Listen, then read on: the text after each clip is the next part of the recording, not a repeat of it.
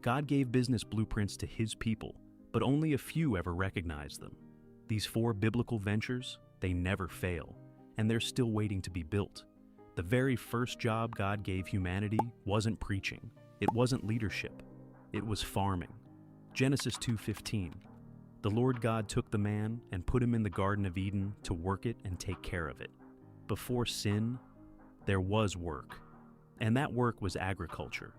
Farming is more than food, it's stewardship, it's sustainability, it's creating systems that feed generations.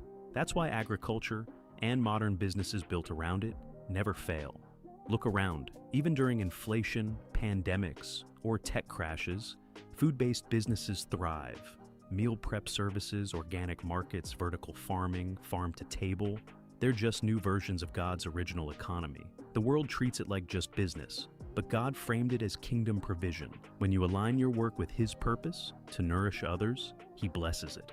One of the first promises God gave His people was land. From Abraham to Joshua, God wasn't just blessing individuals, He was establishing territory. Genesis 13:17. Go, walk through the length and breadth of the land, for I am giving it to you. Real estate isn't just about buying property, it's about taking dominion. When believers step into ownership, they shift from renting space in the world to ruling within it.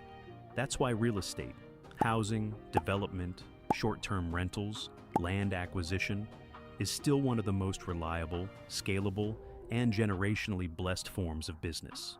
And when it's done with purpose, not greed, it becomes a tool for ministry, housing the hurting, building safe communities, funding missions.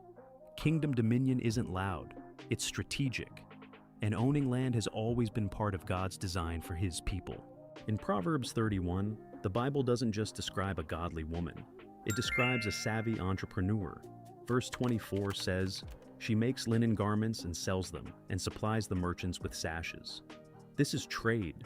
This is product creation. This is e-commerce before the internet. From Joseph managing grain distribution in Egypt to Paul making and selling tents, God repeatedly worked through people who multiplied what they had.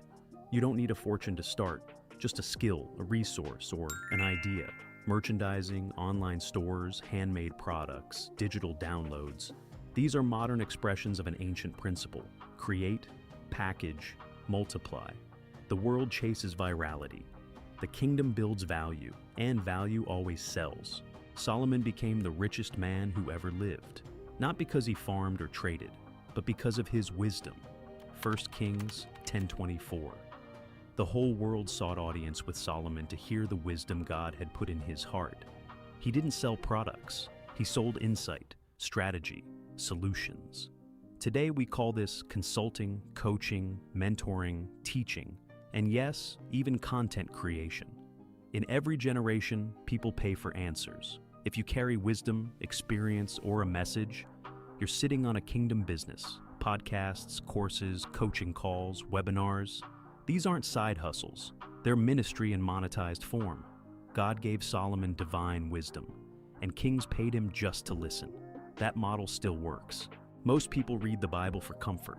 Few read it for strategy. But now you know, God didn't just create worship, He created blueprints. So the real question is, are you just going to keep praying for provision? Or will you build with the tools He already gave you?